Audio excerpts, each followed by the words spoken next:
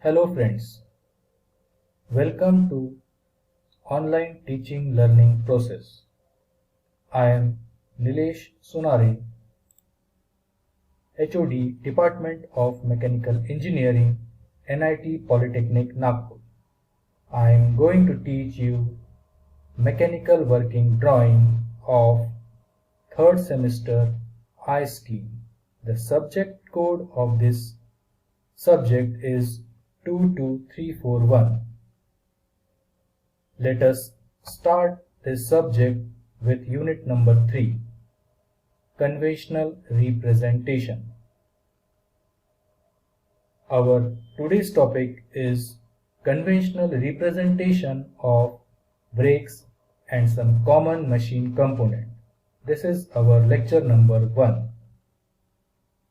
Before starting this unit, we have to go back in second semester, जहां हमने engineering drawing subject में free hand sketches draw करना सीखा था, जैसे foundation bolt, riveted joint, etcetera. So with that knowledge, we are going to start this topic, conventional representation. Our today's learning outcomes are: learner should be able to draw the conventional brakes in pipe, rod and shaft. Also, conventional representation of common features like slotted head, radial ribs, knurling, serrated shaft, spline shaft, ratchet and pinion, repeated parts, square and shaft, holes on circular pitch, internal and external threads. After completion of this lecture, we achieved some program outcome like PO1, that is basic knowledge, PO2, PO3, PO4, PO8 and PO10. Also we can achieve program specific outcome 2 and 3. Now, what is conventional representation in engineering drawing? Let us see. Conventional representation is a way of defining the drawing process or drawing objects in a short form or view in compact method like projection, angles, symbol and different types of operation in drawing. जैसे हमने देखा था कि engineering drawing is a language of engineers. Conventional representation ये एक drawing process है जिसमें हम एक्चुअल ड्राइंग ना करते हुए हम उसका प्रोजेक्शन, एंगल या सिंबल बनाते हैं. जैसे यहाँ हम देख सकते हैं एक स्क्रू थ्रेड हमें दिया है जिसको हमें एक्चुअल ड्रॉ ना करते हुए हम इसका कन्वेंशन बनाएंगे जो हम आसानी से ड्रॉ कर सकते हैं, और एक इंजीनियर को इस कन्वेंशन से हमें ये पता चलेगा कि जो ड्राइंग हमें दिया है वो किस चीज का है. Now let us start with conventional representation of breaks in pipe, rod and shaft. See, यहां हमें कुछ पाइप सेक्शन, रॉड सेक्शन और शाफ्ट सेक्शन हमें देखने को मिल रहे हैं. इसका कन्वेंशन हमें ड्रॉ करना है, यानी एक्चुअल ड्रॉ ना करते हुए हम इसका सिंबल बनाएंगे. जैसे राउंड सेक्शन का सिंबल हम कुछ इस तरह से ड्रॉ करेंगे जहां पे इसका साइड व्यू हमें सर्कल दिखेगा. वैसे ही पाइप एंड ट्यूबिंग जो हॉलो रहेगा जिसके 2 डायमीटर रहेंगे, रेक्टेंगुलर सेक्शन जिसका सेक्शन रेक्टेंगल रहेगा, वुड सेक्शन जिसका कन्वेंशन जो है कुछ इस डिजाइन का रहेगा, आई सेक्शन जहां पे इसका रिप्रेजेंटेशन जो रहेगा वो आई रहेगा, टी सेक्शन इसका रिप्रेजेंटेशन टी रहेगा. इसको ड्रॉ कैसे करते हैं हम ड्रॉ करके सीखेंगे. सो हमें इसको ड्रॉ किस तरह से करना है हम यहाँ पे देखते हैं।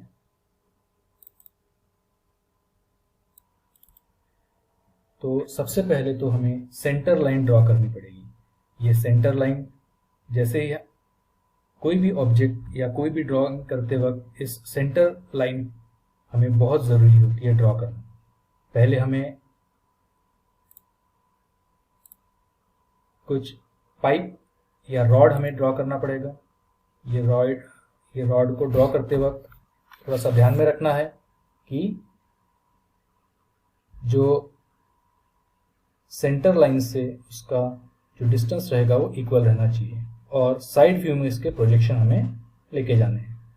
जब हम किसी सर्कुलर ऑब्जेक्ट को कट करते हैं तो उसका जो सेक्शन रहेगा वो हमें कुछ इस तरह से शो करना होता है। देन इसका जो कन्वेंशन रहेगा वो रहेगा सर्कुलर।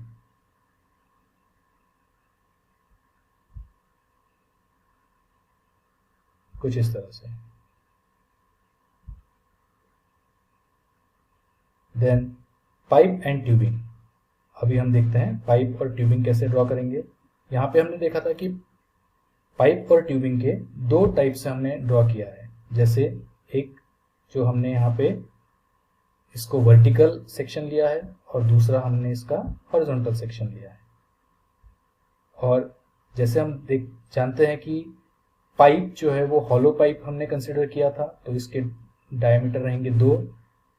बाहर का हमें दिखेगा, अंदर का दिखेगा नहीं, इसीलिए हम इसका क्या कर रहे हैं, डैश लाइन से, हिडन लाइन से हम इसको शो कर रहे हैं कि ऑब्जेक्ट के अंदर भी डायमीटर है। और इसका साइड व्यू जो रहेगा आउटर सर्कल और इनर सर्कल।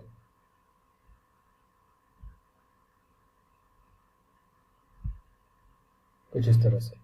फिर हम जब इसको हॉरिजॉन्टल सेक्शन लेंगे तो वो कैसे ड्रॉ करेंगे, चलिए देखते हैं। कुछ इस तरह से। और इसका भी फिर हम उसी प्रकार से सेक्शन लेंगे। सेक्शन लेने के बाद हम यहाँ पे देखेंगे कि इसका आउटर और इनर सर्कल सेम जैसा रहेगा। वैसे ही अभी हम देखते हैं रेक्टेंगुलर सेक्शन। रेक्टेंगुलर सेक्शन भी हमें उसी प्रकार से ड्रॉ करना है। सिर्फ यहाँ जो सेक्शन रहेगा वो किस प्रकार रहेगा, रेक्टेंगल रहेगा। देखिए, इसको हम हैचिंग करेंगे। देन जो इसका कन्वेंशन रहेगा वो रेक्टेंगुलर सेक्शन है तो रेक्टेंगल ही रहेगा। कुछ इस तरह से। फिर हम देखते हैं वुड का भी जो सेक्शन रहेगा वो हमने देखा था कि एक डिजाइन रहती है। वो डिजाइन किस तरह से ड्रॉ करना है आप देखिए। इस प्रकार हम वुड का कन्वेंशन ब्रेक ड्रॉ करेंगे। फिर देखते हैं आई सेक्शन और टी सेक्शन। हमने यहाँ फिर से जो प्रोसीजर है सेंटर लाइन लेके वो ड्रॉ करके रखा है, उसी को हम आगे बढ़ाते हैं कि आई सेक्शन और टी सेक्शन हम कैसे ड्रॉ करेंगे। आई सेक्शन के लिए हम यहाँ पे आई ड्रॉ करेंगे, इसको हैचिंग करेंगे और इसका जो साइड व्यू रहेगा वो भी आई शेप ही रहेगा।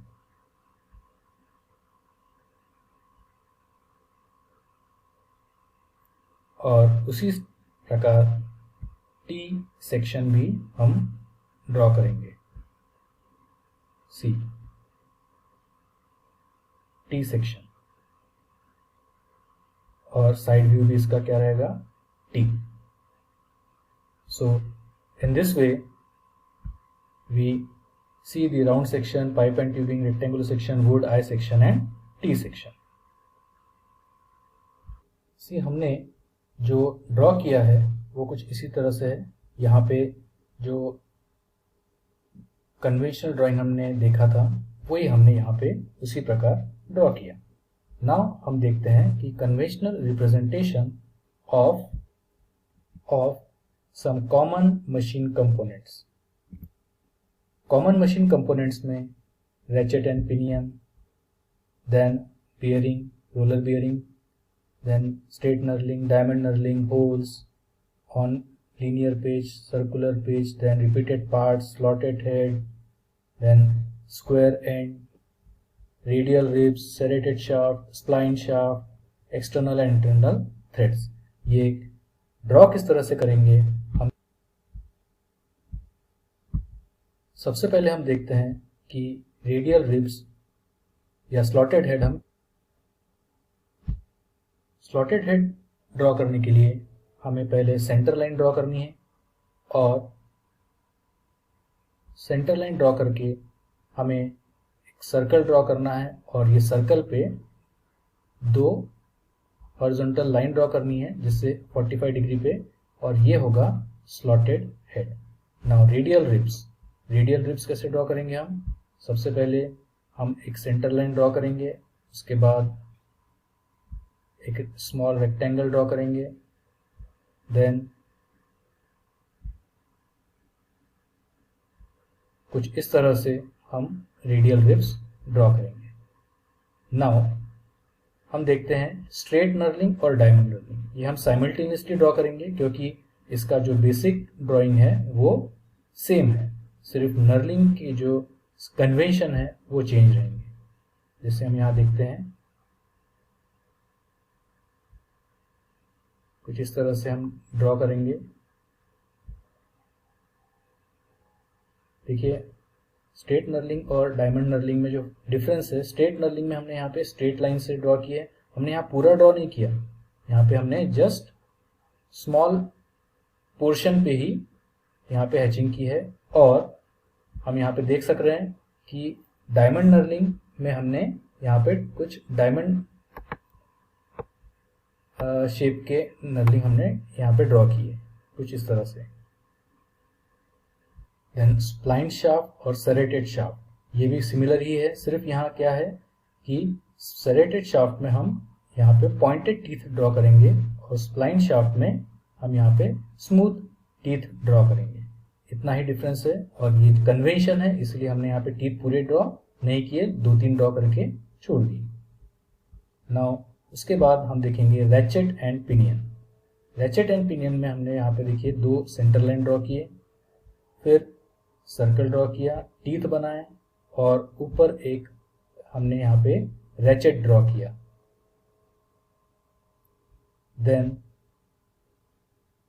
रिपीटेड पार्ट्स में हमें ये ध्यान में रखना है कि जो पार्ट को हमें रिपीटेड पार्ट बनाना है वो हम एक पार्ट जो है वो पूरा ड्रॉ करेंगे।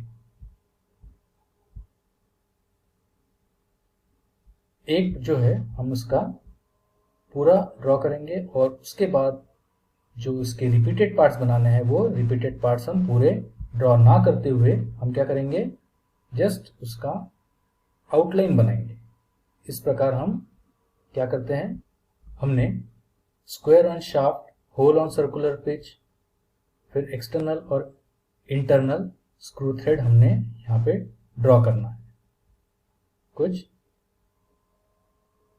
उसी तरह जिस तरह से हमने यहाँ पे ड्रॉ करके दिखाया है।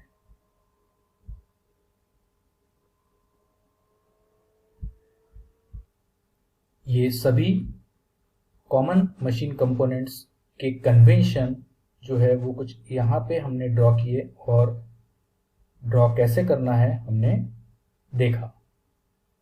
इसी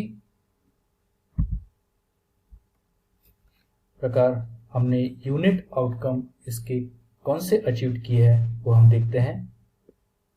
interpret convention used in standard convention used in the given mechanical working drawing. Then summary of today's lecture is we see the meaning of conventional representation, draw the conventional break in pipe, rod and shaft, conventional representation of common machine component,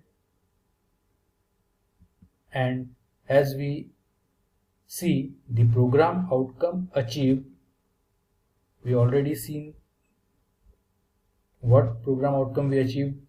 We achieved PSO1, PO1, 2, 3, 4, 8, 10 and PSO 2 and 3. Now Today's assignment is draw. Assignment R is draw all conventional representation of brake and common machine component in sketchbook.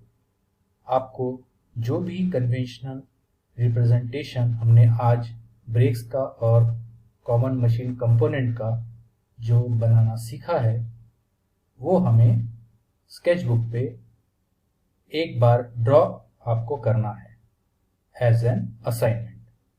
Then thank you.